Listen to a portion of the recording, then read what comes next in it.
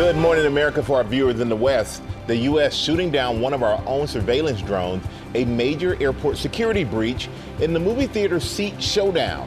Is the best seat already taken? Breaking overnight. The Department of Defense mistakenly shooting down a Customs and Border Protection drone near El Paso, Texas, prompting the FAA to restrict flights in the area. Now, what the Pentagon, the FAA, and Customs and Border Patrol are saying this morning. Former Secretary of State Hillary Clinton defiant. I don't know how many times I had to say I did not know Jeffrey Epstein. Blasting her deposition by a House committee as part of its Jeffrey Epstein investigation, with former President Bill Clinton set to face questions this morning. Midterm threat. Details of a draft executive order to give President Trump extraordinary power over elections. It's being pushed by pro-Trump attorneys. But does it violate the Constitution? New questions after a Columbia University student was detained by ICE in school-owned housing. The agents accused of misrepresenting themselves.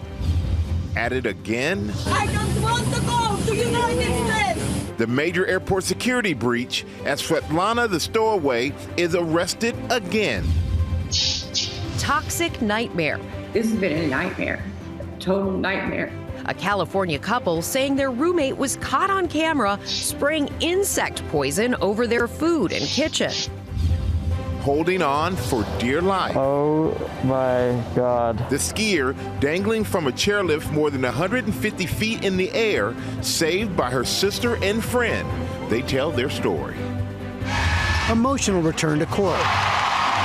The college basketball player diagnosed with a rare heart condition who thought she would never play again. She gets a standing ovation. I just might. And is this seat taken? They're taken! They're taken! Why some of the best spots in the movie theater might be gone before you even buy your ticket. Plus, Oscar nominees Michael B. Jordan and Ryan Coogler on GMA on how they met. And he, reassured me, and he was like, "Yo, Mike, I think you're a movie star. Let's go do this." That might have been one of the last times you could go in a Starbucks. And now they're breaking records. Will they break more? They just might. With Oscar Sunday 16 days away. Live from ABC News headquarters in New York City, it's Friday.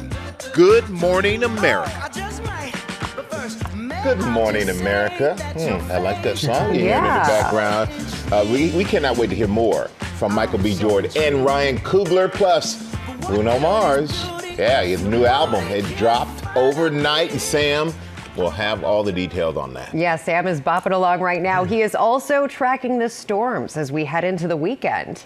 First, that breaking news overnight. Department of Defense mistakenly shot down a Customs and Border Protection drone, one of our own, prompting the FAA to restrict flights in the area. Chief Global Affairs anchor Martha Raddatz is tracking all this. Good morning, Martha.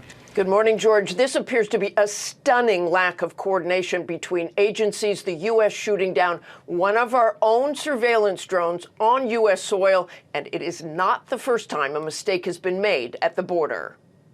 Overnight in Texas, we've learned the Department of Defense mistakenly shot down a Customs and Border Protection drone they believed was a threat, prompting the FAA to restrict flights near El Paso. In a joint statement, the Pentagon, FAA, and Customs and Border Protection saying the military used a counter-unmanned aircraft system to mitigate a seemingly threatening unmanned aerial system operating within military airspace, adding the incident took place far away from populated areas, and there were no commercial aircraft in the vicinity. For the Department of Defense to shoot down a Customs and Border Protection drone would demonstrate a shocking breakdown in air domain awareness.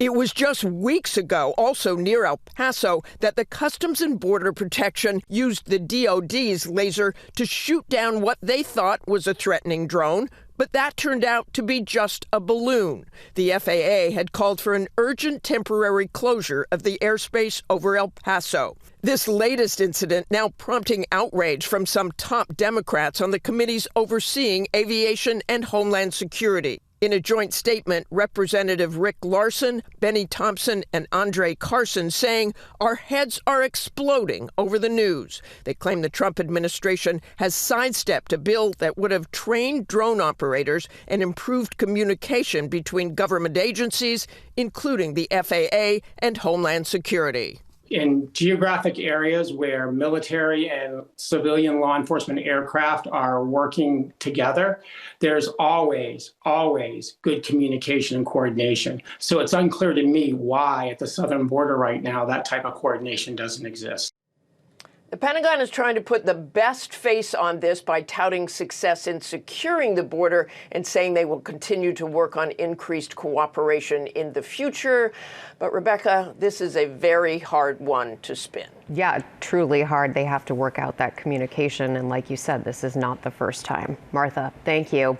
We're going to go now to Sam Champion, who's tracking the storms this weekend. And Sam, I see it behind you. There's more snow. There is, but there's two more systems to worry about between now and the first of next week. But these are smaller systems. They're not carrying all the cold air the last one did. Quick drive by this picture of New York City just to remind you that we are 20 inches above normal in snowfall for New York City. And another sample, let's say Boston, 2 feet above normal for snow. So we don't really want any more, but timestamp here, this is 6 o'clock on Saturday when we watch the next system develop. So it moves right there in the middle of the country to just under Chicago to Milwaukee. You get a little light bit of snow right here. I'm going to show you the totals in a minute, but it's not much. And then this moves on to the coast. So Philly, you get an edge, not much. New York, also into Boston there. This is by Sunday.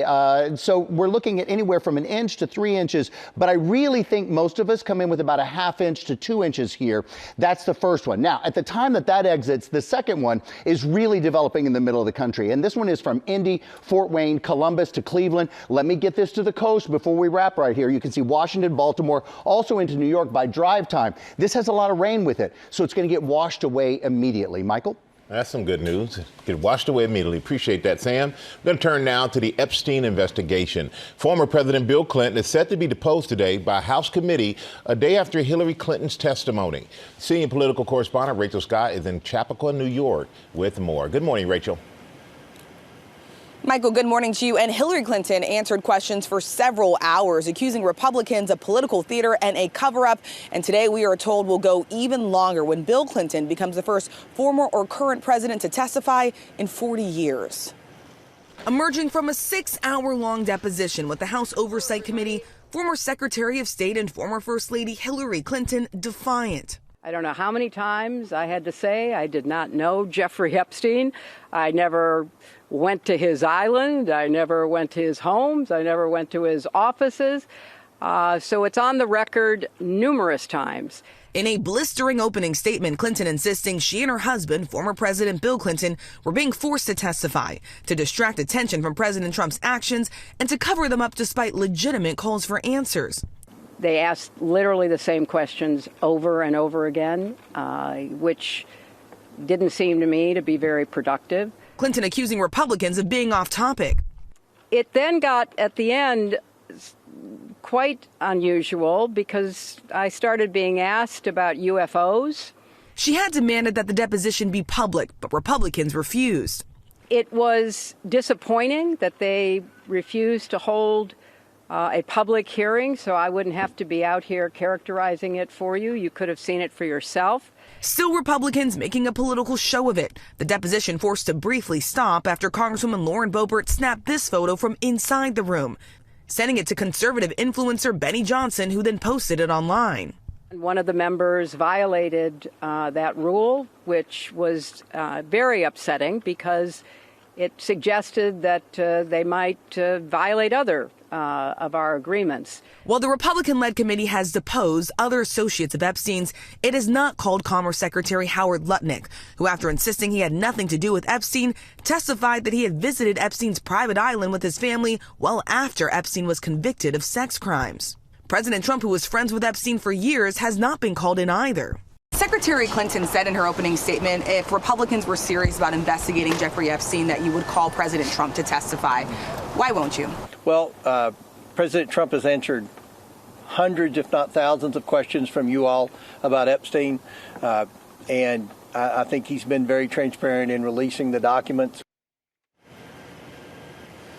So today will play out very much like yesterday. No press cameras allowed in. Republicans say they are working to make video of these depositions available to the American public, and Democrats are demanding that the transcripts, unedited, be released as quickly as possible, George. Okay, Rachel, thanks. We're going to get the latest now on President Trump's attempts to interfere in the midterm elections. Following a series of false claims about voting from the president, a draft executive order is being pitched to the White House that would give the president extraordinary power over voting, a move that could violate the Constitution. Chief White House correspondent Mary Bruce has the details. Good morning, Mary. Good morning, George. Well, we know that the president is considering mandating stricter voting rules ahead of the midterms, and now we have learned that the president has reviewed this draft executive order, which would declare a national emergency, then giving him sweeping power over voting. Sources say a group of pro-Trump attorneys are urging the president to sign this 17-page draft order, which claims without evidence that China interfered in the 2020 election, arguing that that then justifies declaring a national emergency that would then allow the president to mandate voter ID, hand-counted ballots, and ban mail-in ballots. Now, it's not clear if the president is actually going to act on this proposal, but he has reviewed it, and we do know that he is considering taking executive action, posting recently, quote, "There will be voter ID for the midterm elections, whether approved by Congress or not." But again, George, the Constitution gives states, not the president or the federal government, the power to run elections. Right, Mary. And another part of this campaign, the DOJ is suing 5 more states. Yeah, George, that the list is now growing. The Justice Department now suing 5 more states for failing to hand over their full voter registration list. That brings the total number of states being sued to 29, plus the District of Columbia. Now, states have been pushing back against these demands, citing, among other things, serious concerns about voter privacy. And all of this is coming as the president continues to keep up that steady drumbeat of misinformation about voter fraud and continues to spread, without evidence, those false claims that he won the 2020 election, George. Mary Bruce, thanks. Michael? All right, thank you, George. We're going to turn now to the latest round of Iran nuclear talks amid the U.S. military buildup in the Middle East and threats of a possible strike from the White House. Chief Foreign Correspondent Ian Pannell is in the region. Good morning, Ian. Yeah, good morning, Michael. Mixed messages after a third round of talks between the US and Iran amid this massive military build-up. Iran saying the talks went well and that there'll be another round next week, but the US side remaining silent, not expressing optimism publicly or in private, and not confirming it will take part in Monday's meeting. Meanwhile, ABC News learning the top US commander in the Middle East, Admiral Brad Cooper, briefed President Trump Thursday on potential military options in Iran, according to a person close to the president. A US official confirming to ABC News before the latest talks that Iran's offering to suspend its enrichment of uranium for a limited period. But remember, the president demanding no enrichment, no nuclear program at all. And as tensions rise this morning, the US Embassy in Jerusalem authorizing the departure of non-emergency US government personnel and family members from Israel. George? Yeah, that's quite a sign. Okay, Ian, thanks very much. We're going to go to the fallout now from the detention of a Columbia University student by federal agents who the university says misrepresented themselves to gain access to school-owned housing. Stephanie Ramos is at Columbia with the latest. Good morning, Stephanie. George, good morning. Protests erupted here outside the gates at Columbia University after ICE agents entered a residence owned by the university to detain that undergraduate student. Columbia says those ICE agents showed up under false pretenses. ICE off campus, shut it down! ICE off campus, shut it down! This morning, new questions about how ICE agents gained access to a residence owned by Columbia University to detain an undergraduate student. The university saying federal agents made misrepresentations to gain entry to the building to search for a, quote, missing person. The agents gained entry by stating they were police searching for a missing child. They made their way to the apartment of the student they were targeting with the same story. Our security cameras captured the agents in the hallway showing pictures of the alleged missing child. School officials said campus police intervened and demanded a warrant when the intentions of the federal agents became clear, but they say it was not provided. New York's governor slamming ICE over allegations of entering student housing without a warrant. This is an organization that is out of control. They need to be refocused, reorganized, retrained. Start over, because it's just not working. In a statement, the Department of Homeland Security says investigators verbally identified themselves and visibly wore badges around their necks, claiming they did not and would not identify themselves as NYPD. The student, Eli Agavilla, a neuroscience major from Azerbaijan, was taken into custody, posting this image saying, "DHS illegally arrested me. Please help." Federal officials say the building manager and her roommate allowed officers into the apartment. The incident unfolding as New York Mayor Zoran Mamdani met with President Trump at the White House. The mayor later posting that Trump informed him that Agayiva will be released imminently. Now free, Agayiva announcing her release online, saying, "I am safe and okay," adding, "I am so sorry, but I am in complete shock over what happened." A DHS spokesperson confirms that the student was placed in removal proceedings and released as she awaits a hearing, guys. All right, Stephanie, thank you. We are going to turn now to the frightening moments. A skier was dangling from a chairlift with only her sister and friend grabbing onto her for dear life. That's a crazy picture. And Will Reeve is here with the story and what they're now saying after this ideal. This is so... It's just wild. It really is. Good morning, Rebecca. Good morning, everyone. Anyone who's ridden a chairlift has likely had the intrusive thoughts, could I slip off? And what would happen if I did? In this case, in California, captured in that shocking video, one skier found out, but she was saved before she plummeted to the ground. Oh my God. This morning, the skiers from this dramatic video speaking out to GMA. I was like, oh, I'm definitely dying. Rula Di Miranda Arce was enjoying a sunny day on the slopes of Big Bear Mountain in Southern California when she suddenly slipped out of her seat on the chairlift. I looked down and I saw it was high enough for it to look like death. It could have been catastrophic, if not for the quick and strong action from her liftmates, her twin sister and their best friend. I thought she was joking, and I was like, ha, whatever, dude. And then she was like, no, seriously, like, I need help. Like, I can't get up. And I was like, oh, my God. Hold me up! The two holding on to Rula's arms for dear life as the lift barrels ahead. You can see her squirming in fear. Hold on. They're telling me to stop moving. Listen, I'm not even thinking about moving. I'm panicking. We had her. But if she continued to keep moving, it was going to slip. Mercifully, they reached the top, and Rula was able to put her skis back on solid ground, emerging from the ordeal shaken but unscathed. Had the bar not been there, I don't think we would have been as lucky as we were. Like, seriously, put the bar down. That's the... Yeah, they would say that's gnarly in the skiing world. Rula also telling ABC News, all three of us are still a bit shaken up, but nonetheless, nothing will ever stop us from going down the slopes. Or taking selfies. Yeah, the selfie video was really a nice touch. Note to selfie. We are just getting started. Stay with us. Somebody take me in your arms tonight. Welcome back to GMA. Sinners, nominated for a record 16 Oscars, and coming up on GMA, Chris Connolly sat down with those two there. Star Michael B. Jordan and writer-director Ryan Coogler. And that's On the Road to the Oscars. Cannot wait to see that interview. Yeah, such a powerful movie. Oh, yeah. Let's go to Will for the headlines. Good morning, George. Lots of news to get to. New at 7:30. We begin with new details on the deadly gun battle off the coast of Cuba. At least one American citizen was among the 4 people killed in that clash with Cuban border guards. Also, news about the stowaway convicted of sneaking onto a flight to Paris in 2024. Well, it appears she's back at it again. Officials say Svetlana Dali was arrested after improperly boarding a flight to Milan this time. The FBI said it's aware, and United Airlines said it's investigating and working with the appropriate authorities. Dali is seeking asylum in Italy.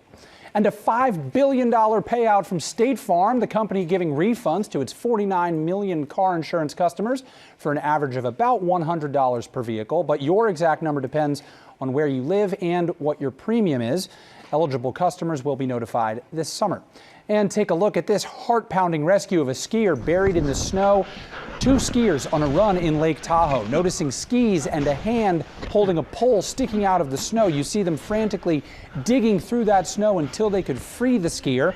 It's not exactly clear what led to the man getting buried under the snow, but he was able to ski down the mountain. after he was freed. Lots of skiing mishaps here today on GMA. It's like you're trying to tell us something, Will. What is it, like don't ski? I don't know. You never had to tell me that. I love skiing. It's all good. Just be safe. Yeah. You got okay. it. That's all I got for you. Or just don't go. You don't have to worry about that part of it. That's my philosophy. Thank you, Will. We're going to turn now to what could be a new clue in the search for Nancy Guthrie as authorities ask homeowners to submit their home security footage.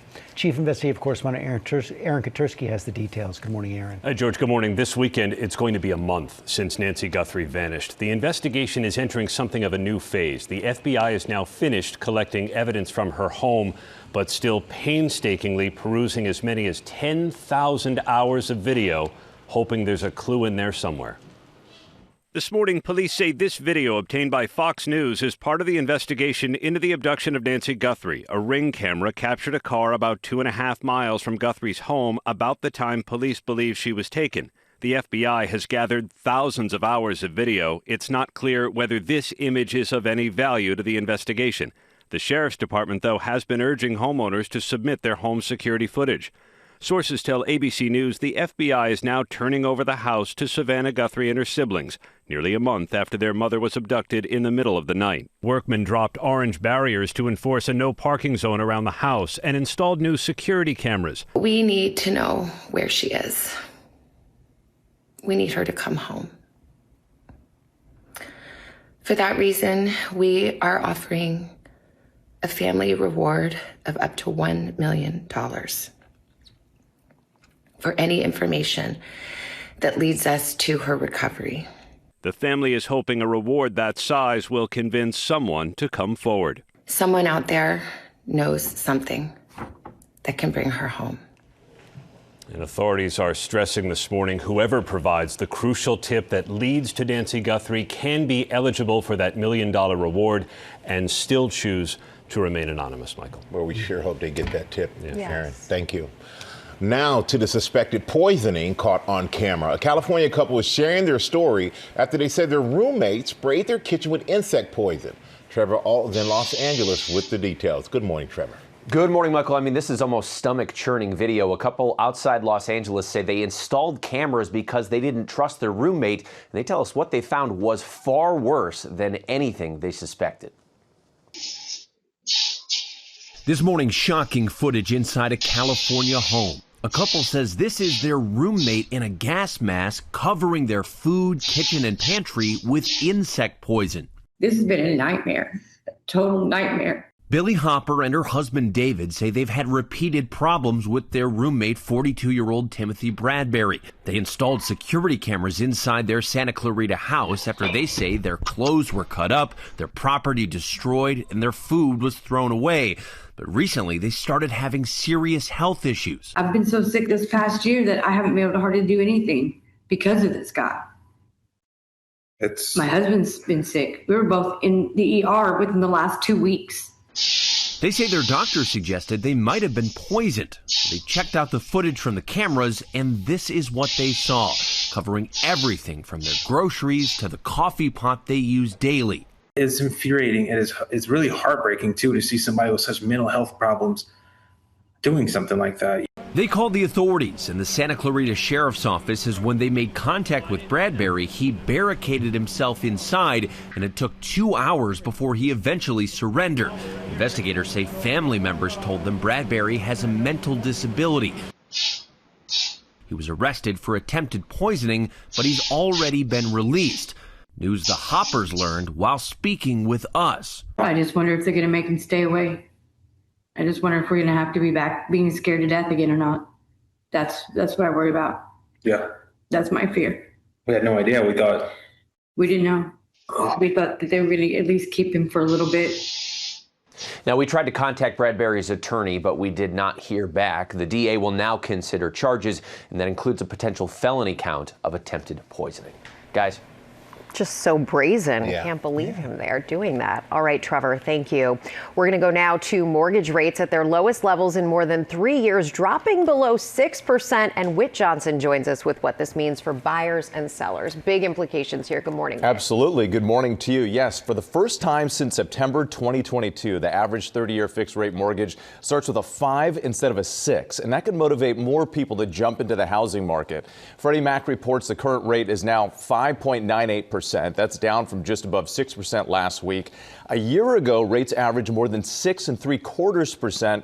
This means substantial savings for homeowners. Take a look at this. Using the median existing home price of nearly $400,000 at the current rate, the monthly payment would be $2,278. Last year at that time, that would have cost $2,440. That's a savings of $162 a month, or nearly $2,000 a year. And analysts say even though the average rate is just slightly less than last week, there's also a psychological factor. When the first number is a 5 instead of a 6, potential home buyers might be more eager to intensify their search for a new home, and homeowners could see the lower rate and decide now is the time to sell. So a subtle change, but as you said, with potentially big implications. Yeah, and Whit, as you know, these changes also can bring people to market to refinance. You want to see that rate dip at least and a more percent. Qualifying too. More qualifying, dip at least 1% from where you bought originally to actually save yourself some money there. Thanks, Whit. Now, with the backlash over AMC's new seating policy, the movie chain is going to save the best seats for paying loyalty program members. Sam's got the details. And George, guys, we're used to being upcharged at this point, right? Americans are used to paying extra for the best seats on airplanes. That's the airplane model. But at the movies, well, it looks like we're going to have to get used to that too. We can't take 4 seats. What, is that a rule? More seats may soon already be taken before you even show up at the movies. These are taken. Go. These are taken. They're taken. They're taken. AMC, the world's largest theater chain, announcing a new preferred seating policy, rewarding its A-list and Stubs Premier members, set to launch later this year. This means those paying customers get first dibs on the most sought-after seats. And you'll get some other benefits like faster reward earnings, free food, and drink upgrades. To be an A-lister, you'll pay up to $28 a month, and Premier members, $18 a year. And people are sounding off online. AMC's heart, it's in the right place, but that doesn't mean giving A-listers dibs on the best seats is a good move. They want you to pay the premium to now go see a movie that you can see anywhere across the country. We come to this place for magic. It's not the first time the movie giant has tried to create a similar magic formula to attract loyal moviegoers, including their widely panned dynamic pricing program. That raised prices for center seats, but it was canned shortly after announcing it. It's not just free popcorn or an upgraded soft drink. They want to think about other ways to really entice that movie fan to get them back to the movie theater. Let's remember the film industry is still on the mend after the pandemic. Deadline reporting a drop in nearly 5% in movie-going attendance in 2025 from the previous year. But it's not all doom and gloom. You might be exactly what this team needs right now. Recent blockbusters like GOAT and Zootopia 2 breaking box office records. We did sort of save the city. And here comes The Bride. What happened? You had an accident. An accident, huh? Maggie Gyllenhaal's new gothic romance, The Bride, coming out next weekend, along with what's sure to be a bright spot, Pixar's newest offering, Hoppers. This is incredible! The movies are really good right now. We had a lot of fun with the stars of Hoppers this week. And next week, the stars and director Maggie Gyllenhaal of The Bride will be here. If you're thinking about signing up for one of those programs, and apparently everyone else on the desk buys their ticket online or on an app, I'm the only one that goes to the line to actually buy it. But so we all need to join the app movement. You can get some free movies per week as well as some free refills on large popcorn. You said we all thing called an app. Yeah. But it's funny, he said we all need to join. I'm like, well, we're joined. You need to join. Come on, Sam. Have you seen my phone? There's a few apps on it, Sam. App movement. Good catch there, George. Backing out our play of the day, and it's an emotional return to the basketball court, which happened overnight. Rhiannon Alley is here with the story. Good morning. Good morning. I hope you have your tissues. This is a good one because senior Izzy Bezelman definitely deserves her flowers. She was a walk-on for the top-ranked LSU women's basketball team, but Then in March of 2024, everything changed. Izzy was diagnosed with a rare heart condition, and doctors told her she would never play basketball again. So then last night, on senior night, she got one unforgettable moment. Here it is, guys. Checking into the game in front of a roaring Tigers crowd. Look at that. The love inside that arena, absolutely overwhelming, because this team means everything to Izzy, and she means everything to them. Listen to this. Even after losing her ability to play, Izzy never stepped away. She showed up to every game, every practice. She lifted up her teammates from the sidelines. After her diagnosis, LSU stepped up as well. They awarded her a scholarship for the rest of her time on campus. And LSU head coach Kim Mulkey made sure that Izzy's dedication didn't go unnoticed, letting her have that last moment on the court. And before the game, Izzy shared a powerful message. She said, "I want little girls here in Baton Rouge to know they can grow up and achieve their dreams," which obviously is a great message for girls everywhere. And Sam, by the way, these basketball teams have apps as well if you want to download. You too, Rhiannon? You too? But way to go, Izzy. What an just a really incredible nice lesson. Yeah, and every practice. So, Michael, Every you could still be practice going and to every practices. game, and you know you're not going to get in because you get. I mean, it really is an amazing testament to her. So congratulations to Izzy. Yes. It's an amazing story for everybody.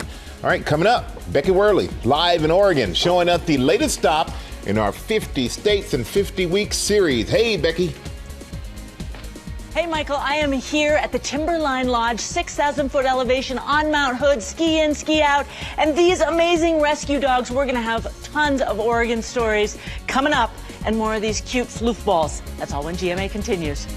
Yes, you're good dogs. Good morning, America. It's 8 a.m. Social media on trial. Testimony from the young woman at the center of the landmark case accusing Instagram and YouTube of being harmfully addictive to minors. AI in the military showdown. The Pentagon at odds with the company behind the Claude chatbot, issuing an ultimatum in their fight over who gets to set the rules. Lindsay Lohan looks back. You know what? It's not my fault you're like in love with me or something. What? Opening up about her troubles growing up in the spotlight. The right fit. Why do these have so much play? Claire. Breaking down bra math. 5 inches. A, B, C, D, double D, or E. This morning, expert tips on size, support, and style. So when you talk about fit, where are we going wrong? Lori B will help you get the right answer. And we're on the road to the Oscars with Michael B. Jordan and Ryan Coogler. You told me once, well, you know, my father gave me this name. Yeah. I better be competitive. I got to be competitive at something. He set me up from the womb. As they say, Good morning, America. Live from ABC News headquarters in New York City, it's Friday. Good morning, America. And we hope your Friday is off to a good start. We are kicking off the weekend in the great state of Oregon for our 50 States in 50 Weeks series. That is beautiful. And Becky Worley is at the historic Timberline Lodge on Mount Hood. You might recognize that place from the classic horror film The Shining, but Becky is there with some friendly faces. They're just out of the shot right there, and we will have more from Oregon just ahead. Red rum. Red rum. Red rum, all right. But first, we'll take a look at the top stories breaking at 8, starting with the landmark social media trial. The young woman at the center of the case took to the stand for the first time. Hannah Battah is here with the story. Good morning, Hannah. Good morning, Michael. It's a case that could have wide implications and asks a serious question. The two sides both arguing their case in court to determine if social media apps are designed to be addictive to kids. This morning, the emotional testimony from the plaintiff in the landmark social media trial accusing Instagram and YouTube of being harmfully addictive to minors. The now 20-year-old woman identified as Kaylee taking the stand in a Los Angeles courtroom Thursday, describing what she calls an addiction to social media that began after she started watching YouTube when she was 6. "I would try to make limits for myself, but I just couldn't get off," Kaylee testified.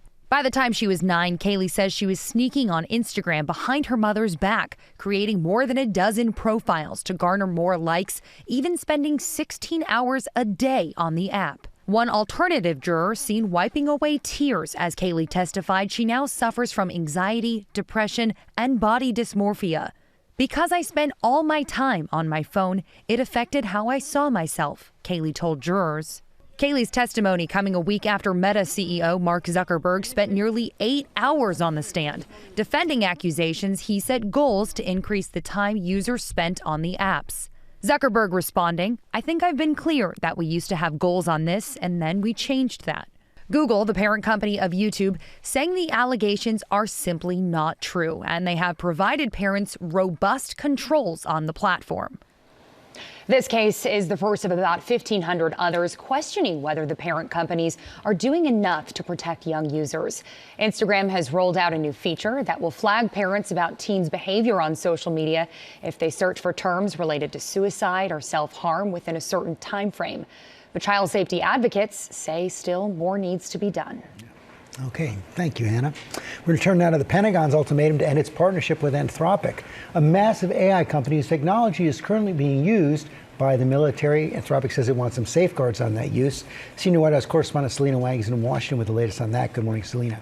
Yeah, good morning, George. So you've probably used ChatGPT before, but you may not have heard of a similar AI tool called Claude, made by the company Anthropic. Its technology is so advanced that even the U.S. military uses it. But now that partnership is on the line. The Pentagon says it wants to use AI for all lawful purposes. Anthropic says it's got clear red lines. They're against using AI and not humans to make final targeting decisions on the battlefield and for mass domestic surveillance of Americans. Now, the Pentagon says it has no intention of doing either, but argues Anthropic's guardrails could jeopardize military operations. So the Pentagon is now giving Anthropic an ultimatum. Drop your restrictions on how we use your AI by 5 p.m. today, or we terminate our partnership and blacklist the company.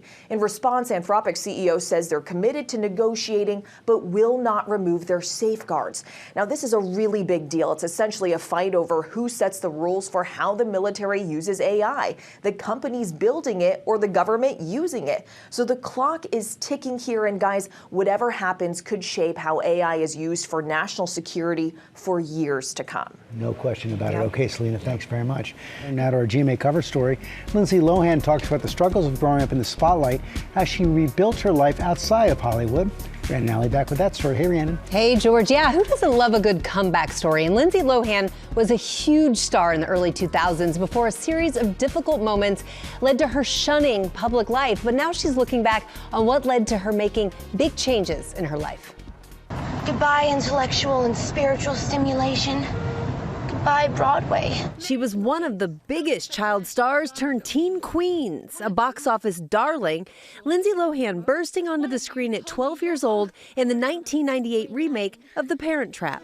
And you and I are like sisters. Sisters. Hallie, we're like twins. Following up with hits like Freaky Friday. No. You gotta give him a chance. That is the last thing I'm going to give him. Just look at him. You don't even know him. I know he's too old for you. And Mean Girls, sending her into the stratosphere at just 18. On October 3rd, he asked me what day it was.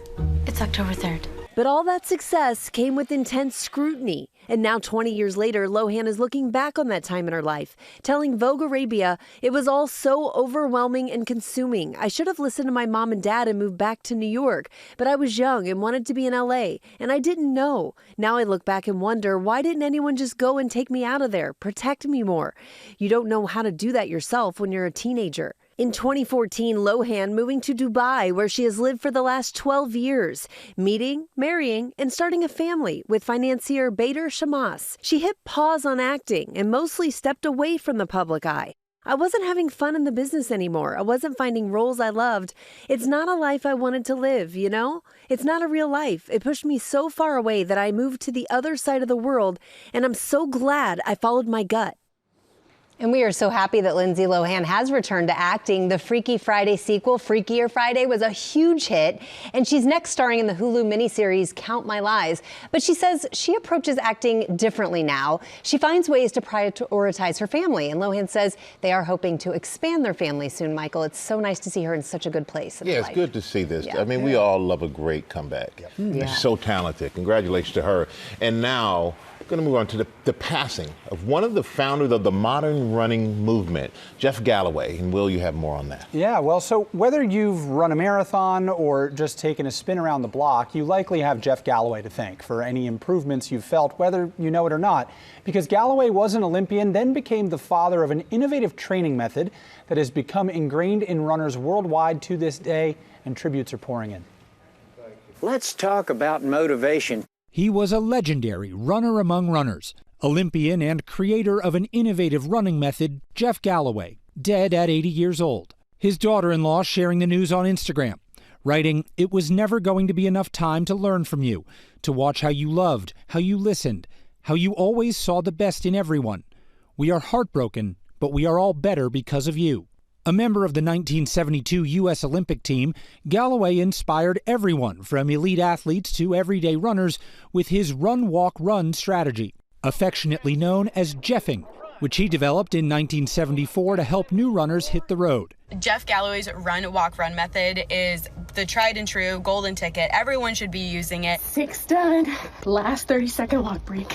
7 miles done. Mr. Sir, King, Jeff Galloway, come to the front. I walked 25 times during my half marathon, and it's actually the reason that I achieved a personal best. It's the main reason I can do these long distances and not feel awful. It also helps prevent injuries, so overall it's a really good thing. It caught on. By developing that walk-run method, he made it accessible to the masses and made a sport that originally kind of felt like it was for people that were kind of gifted or born into running to be something that anybody could take on.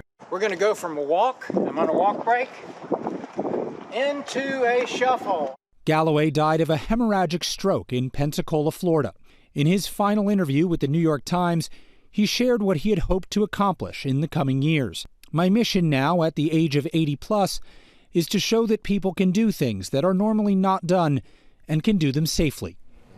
And Galloway was a member of the extended Disney family as well. He was the official training consultant for Run Disney.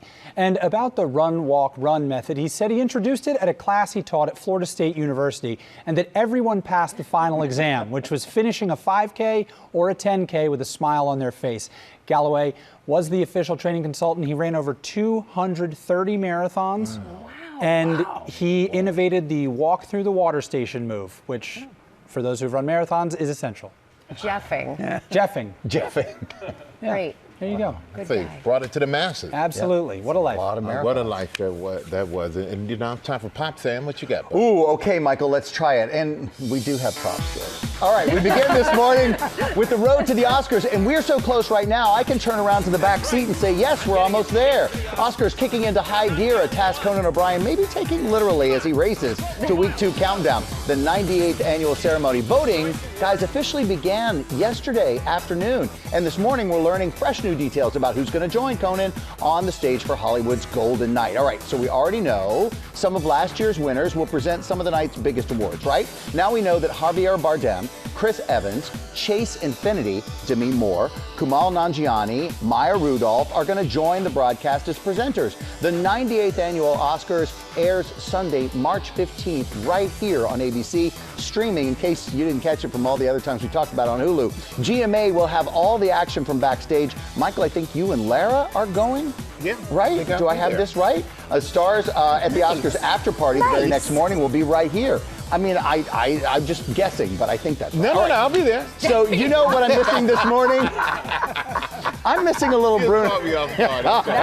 I'm missing a little Bruno Mars, and I just might have some of that for you this morning. Thanks to Bruno Mars, the singer dropping his 4th studio album, The Romantic Overnight.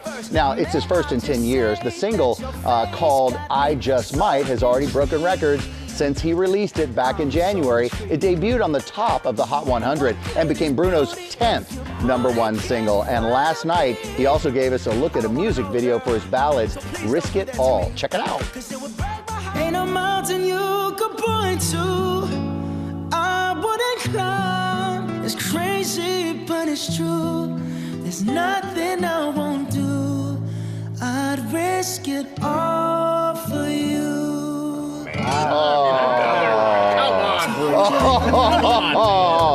Oh, that's so beautiful. All right. Bruno called this a new chapter. The Romantic is streaming everywhere. gorgeous. Just keep playing it. I know, right? We don't know. Pete's going, we got to keep going. All right, another artist we're hoping follows Bruno's lead is Rihanna. It has also been a decade since her last album, believe it or not. Her fans have been begging for some new music, and now there might just be some of that too. Rihanna sharing a night in the life video on Instagram, and she's in the studio, everybody. All right, and finally, in pop, how do you feel about a flashback this morning?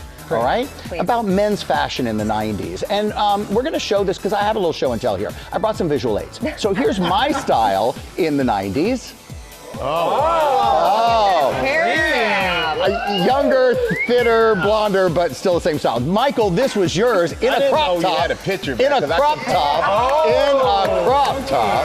Oh, that's really bad. Come on, really, people? George. Well, I mean, did you wear much else when you think about it in the 90s? Yes, George, the polo was a big look. That's when the polo was popping, George. Yeah, that was a big look. You got the long sleeve, yeah. Right. Are you going to show Will and I in our kindergarten class? Ouch.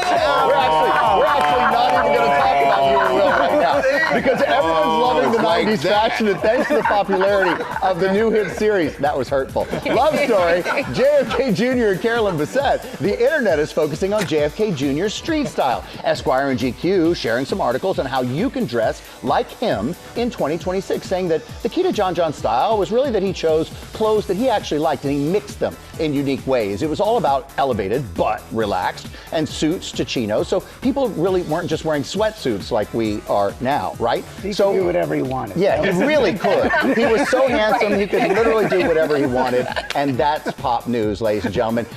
All right, it is time now for Deals and Steals Influencer Edition. And this morning, Tori Johnson is here with Jen Reed, creator of the Sister Studio. Great to see both of you ladies. Congratulations. We love having you here. Let's get right to it, ladies. Starting with a biggie. Yes, I love Elements. I've raved about this product specifically, the resurfacing pads. I use this on my skin every morning for 6 years. I am so loyal. It is a holy grail.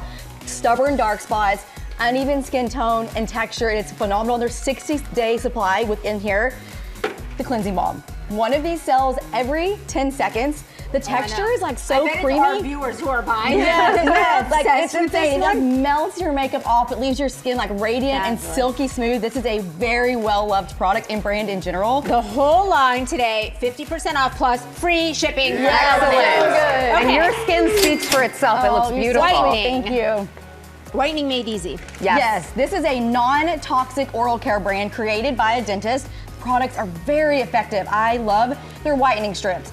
Bright white smile in minutes with zero sensitivity. And also what's great about this brand, it's really good for the whole family. And I'll tell you, on these 60,000 positive reviews. Wow. Very well loved. The whole line, 50% off and free shipping. That's a good one. That's a good one.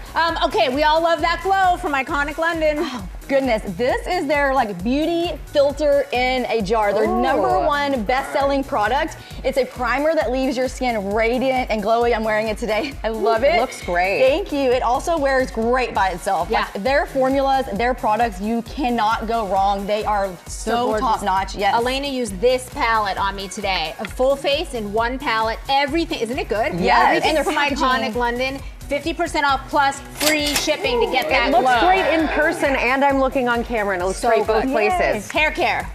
Yes, okay, this brand lives in the group chat. They have mastered hair health. Fullness, length, shine. I take one of these every day, and I love, love, love their scalp serum. My hairdresser is actually the one who turned me on to this brand, and thank goodness. And I have like my best friend, her transformation from using these products is phenomenal. The first thing I said when I saw you this morning is, your hair looks gorgeous. Thank you so much. I love these products. Yes. And they rarely, you told me. Never. Yeah. So not even rare, Never do they do this discount. 50% off from JS Health Vitamins. Yes, that's today. a huge one. Big savings. All right, Rebecca, you ready for your couch cuddle to Time get an upgrade? Get an upgrade. Like how luxurious. So nice. And the colors, and these are machine washable. Really? Yes, the blankets or pillows. I mean, for your bed, your home, this would be a phenomenal gift. And There's brands very similar that are like 3 and 4 and 5 times the price of this. Like this is a great luxe product. It's like the instant elevation. Yes, From the couch to the bedroom, and you guys are gonna save so plush. 50% off plus from Dream Home free shipping. Excellent. That's great. All right, to your baby. This is Jen's baby, and I know why it's like your third child. Yes, it is. I am so proud of what we've done with this brand. We've sold millions of products, and we have 2 new ones here today for you guys. Daydreamer and Off the Coast, 2 are like very bringing your home 5-star luxury hotel vibes. Look, he's coming in here. Yes. Michael wants in on the action. I'm like, I gotta He wants in on it. He loves a good candle. Oh, Yes, we have Off the Daydreamer. Coast. Yes. This one though, cashmere and amber. Oh my gosh. Very expensive. Smell this Off one. the Coast is like sandalwood and Off the Coast ocean is breeze. off the chain. Yeah.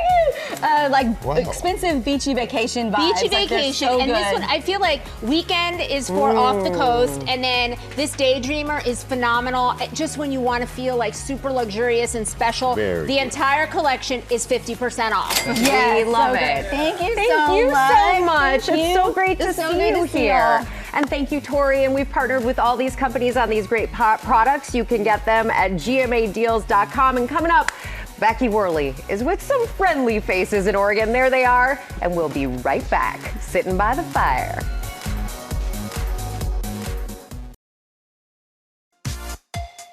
Welcome back to GMA, live from New York City. We're back now with the road to the Oscars and the movie Sinners, which has already made Oscars history, while Chris Connolly had a chance to sit down with a creative duo behind the film's success. And good morning, Chris. Looked like an interesting and fun conversation. It was, Michael, and good morning to you. Yeah, with Academy Award voting now underway, as Sam was mentioning, it's go time for Sinners and its record-breaking 16 Oscar nominations. So, Sinners star Michael B. Jordan and writer-director Ryan Coogler are sharing their thoughts on making history, the inspiration and creativity behind Sinners, and their own remarkable collaboration, which is now more than a decade in the making. They met as 20-somethings in 2011 at a Starbucks when Ryan Coogler was readying his first film, Fruitvale Station, and Michael B. Jordan had questions. I was at a crossroads. Am I just a supporting character? Can I lead a film? I shared it with Coog, and he, reassured me, and he was like, "Yo, Mike, I think you're a movie star. Let's go do this." That might have been one of the last times you could go in a Starbucks.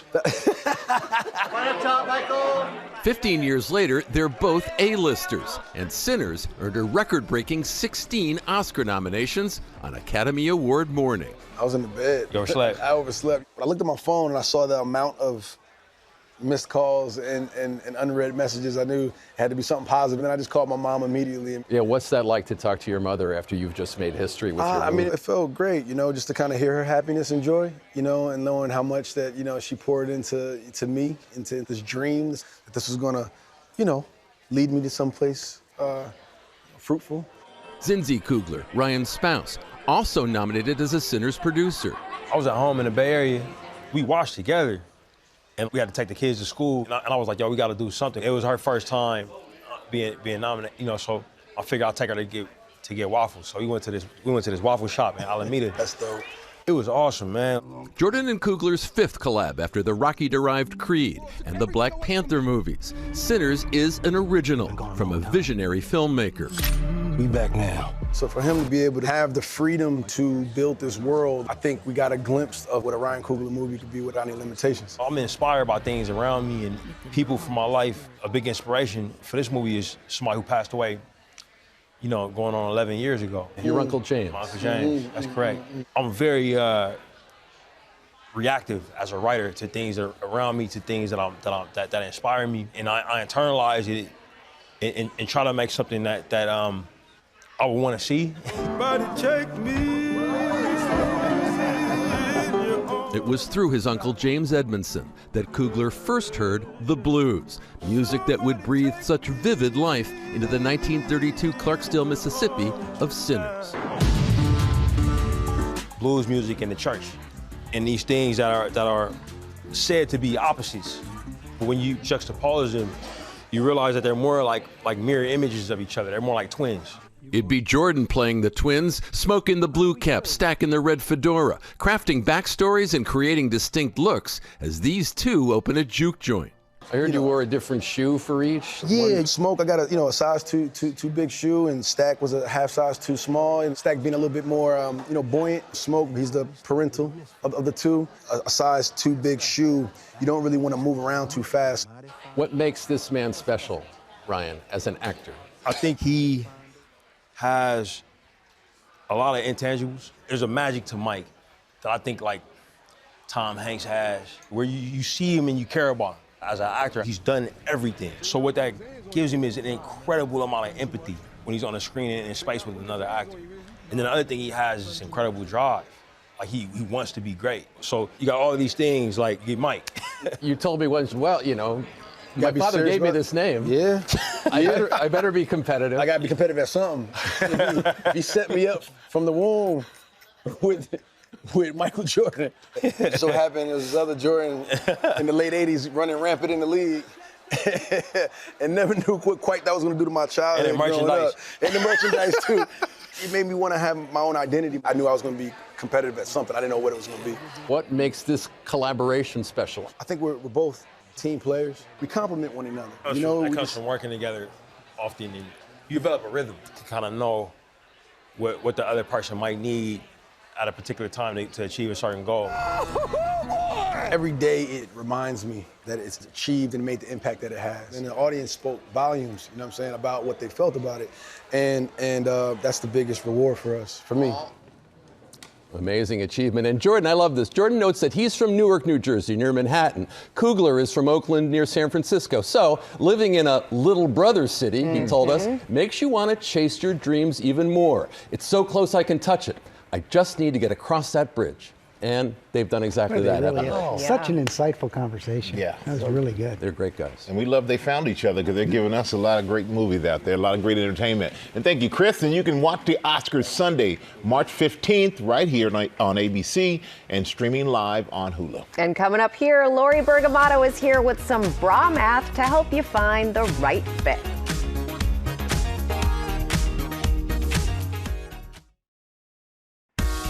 We're back now with the Right Fit, the Bras edition, and our GMA lifestyle contributor Lori Bergamato is here with tips to help you find the perfect bra. It is great to see you, Lori. Always great to see you, Rebecca. And for something all women wear, it is amazing how many of us are not wearing the right size bra, right? Pretty crazy. So we went to an expert for some advice. Take a look. Bras. They're the first thing most women put on every day. But are you wearing the right size? It's very often a fit issue. Why do these have so much play? Well, Claire. We know American women have issues with their bras, so we went to the expert to get the answers. To get the support we need, we're turning to intimate apparel stylist Laura Burke. Bras are just getting a bad rap, and it's really all about fit. Once we have the proper fit, they will be comfortable.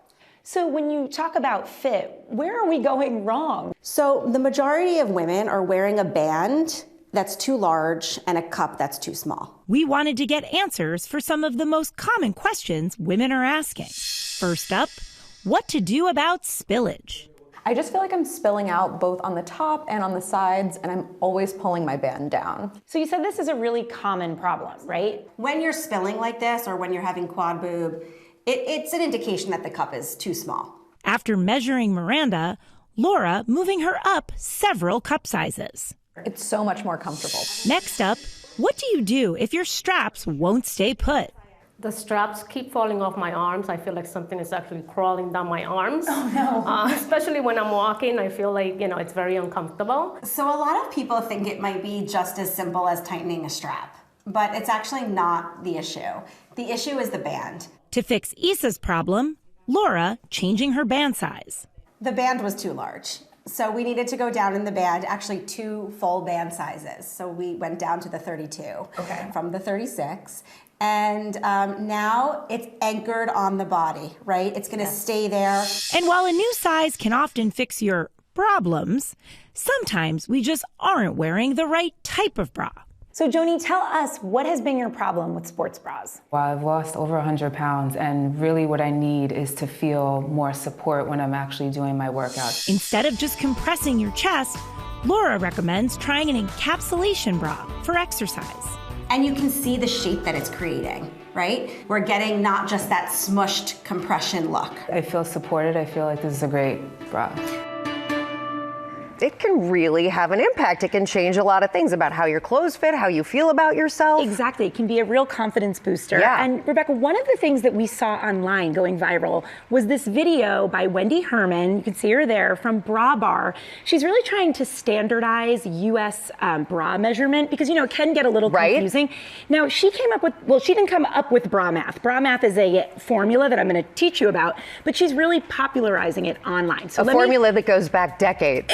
Yeah, well, yes, but it got confused along the way. So step one is you want to find the proper band size. And in order to do that, you're going to measure around your rib cage directly under your bust. So you'll get a number there, right? Then you're going to go step two, you will find your bust size. That you want to measure around the fullest part of your chest there, and you'll get another number. Okay. Then step three, this is where the math comes in, you're going to calculate your cup size. So you subtract that first number, your band size, from the second number, your bust size. Okay. And then step four, you're going to decode it. So if the difference there, so let's say that first number. You're doing this in inches. Yes. So let's say that first number was a 36 and that second number was a 34. Band minus bust equals cup. So you would wind up with, my pre-cal teacher would be so happy, 2. Yeah, 36 minus 4 is 2. And you would get a B cup. So your size would be 36B. We fact-checked this calculus with our expert that you saw in the piece, Laura Burke. She was thrilled to say, yes, that is exactly how you should be doing it. So I've never seen this math before. I'm so glad you're sharing it. Well, there you go. And then I also want to share with you, once you find the right size, you want to find the right bra for your needs. So our expert loved this one, Scarlet Blue. We found it at Bloomingdale's. If you have a fuller bust, the balconette is great for helping to lift and support. So that's a great option for you there. If you don't have a full bust, but you want to create the look of a full bust, she recommended this Be Tempted bra from Wacol. This we found at Macy's, and what she loved about this one is that she said, first of all, the plunge that you see in the middle there, that's gonna help with cleavage, and also the padding is graduated. It's smart graduated padding, so it's never gonna look overdone. Be right, nice and natural looking. And then finally, the sports bra, this is from Panache, available at Amazon. This doesn't have any padding, but it just has molded underwire cups, so it will minimize bounce. All right. Yeah, there you go. Lori B, thank you. Thank you. Good job today. Thanks. Great math skills. You can shop for all of these bras on goodmorningamerica.com. Sam, over to you. Why weren't you here with us? I was letting you handle all the math. I was never good at math. How was that? Thank you, Sam. How was that? Time now for 50 states in 50 weeks. Our next stop, Oregon. Becky Worley is live on Mount Hood. Good morning, Becky. George, good morning. I'm here at the Timberline Ski Lodge with my floofy, furry friends here, the St. Bernards of the Lodge. And Oregon really has it all. It's got so much scenic beauty, it's got an active lifestyle, and it has 9 federally recognized Native American tribes that are doing everything they can to preserve culture and pass it on to the next generation. For thousands of years, over 60 Native American tribes thrived on the land we now call Oregon. From an indigenous perspective, we were here before statehood. And just like Oregon's diverse environmental landscapes, each tribe had its own unique way of life. But over time, dozens of tribes were forcibly removed and confederated into 9 reservations. Here in Portland, community organizers Jolene Joseph and Chinoa Landry are doing their best to help Native families heal from a painful past. The Native Wellness Institute, we're a training and technical assistance providing organization. And the Future Generations Collaborative, we offer community gatherings. By promoting our health and wellness, we know that we can grow for the next 7 generations, because we always think about 7 generations before us and 7 generations ahead of us. Their hub for it all is a building given to them by the Presbyterian Church as part of the Land Back movement. It's known as Barbie's Village. Providing a safe space for people to come and connect is huge, because a lot of people were in the same boat that I was in, relocating from the reservation to the city, not knowing which way to go. It's almost like a second home to us. We laugh about that all the time. The building is named after a community member who had a significant impact and inspired their decision to build a tiny home village. They're also keeping their ancestral practices alive through fashion. My necklace is made from elk ivories, and my son, who's 25 now, he's been hunting since he was 10. He has hunted all of these elk teeth for me. So oftentimes people will say, elk teeth are our diamonds. I wanted to wear it today because I wanted to dress my best. And that's what we're taught. We're wearing our ribbon skirts today. We're dressing in a contemporary way, as much like as our ancestors as we can. And they celebrate culture through movement. The Eagle dance is very much about storytelling. Most of our traditional dances are a way to tell stories.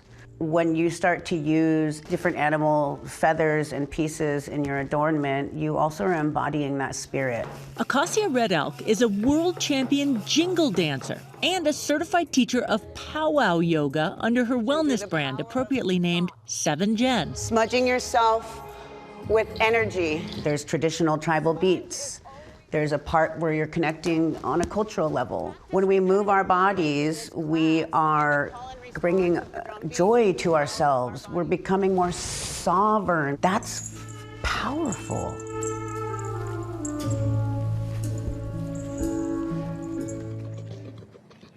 As we celebrate America, it's so great to recognize the Native American stories that are part of our country, and they're so powerful and present here in Oregon.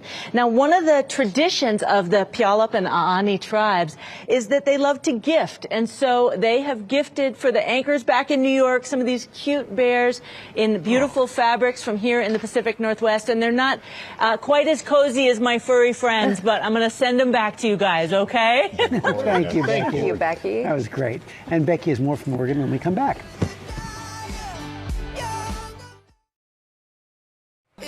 We are back now with our 50 States in 50 Weeks series. Becky's got a lot more, really, from that beautiful spot. Are we still near the fireplace, Becky? Because that looked nice and warm. It is warm and cozy, and I'll tell you, the Beaver State is showing out here. It's got, don't tell these guys, it is the Beaver State, not the St. Bernard State. But it really is an amazing place. I mean, whether you're an outdoor buff or a movie fan or you love sports, there's something for you in this state. We can show it to you in 90 seconds, but I can guarantee you'll want to spend more time than that in Oregon. Welcome to the Pacific Wonderland, rightfully given the nickname for its breathtaking natural beauty, home to deep, dark, temperate rainforests. Crater Lake, the nation's deepest lake. Mount Hood, the third most climbed mountain in the world. Pretty crazy, huh? And the picturesque Portland Japanese Garden. Oregon, the western destination for explorers Lewis and Clark. It's known as the Beaver State because the fur trade brought so many trappers here. It became the 33rd state admitted to the Union in 1859. Are you feeling the love, Oregon? The state's birthday is on Valentine's Day, after all. It's known to be one of the most active states, with Oregon the first to establish the Scenic Bikeway program. Also home to Phil Knight, the inventor of modern running shoes, who made the first pair of Nikes using a waffle iron. Beaverton, Oregon, home to Nike, the world's largest supplier of athletic gear, and the just do it mentality. Let's just enjoy Portland. Speaking of native Oregonians, the state gave us The Simpsons creator, Matt Groening, Oregon Ducks all day long. actress Caitlin Olsen, and GMA's own executive producer, Simone Swink. That's it, guys. What's that? 3 rocks out there. As for the silver screen, the state serves as the filming location of fan favorites like The Goonies and Animal House. And anyone hungry? How about an Oregon-born snack like tater tots or corn dogs? Who knew? Now, Oregon has another claim to fame, especially right here in Clackamas County where I am. This is a hot spot for Bigfoot sightings, and I'm not talking about these big feet. These guys, maybe they'll go help me to go see if we can get a Sasquatch sighting in these dense woods and forests. What do you say, guys? Should we do it? I don't know. I'll let you know if I find anything out, team. They're such sweet dogs. Looks so beautiful there, right there. Use Bigfoot to deliver some of those corn dogs, Becky. we'll be right back. Let's get one more look at Becky and those beautiful pups in Oregon. Thank you, Becky. And everybody, have a great weekend. Watch GMA Weekends tomorrow morning. Bye.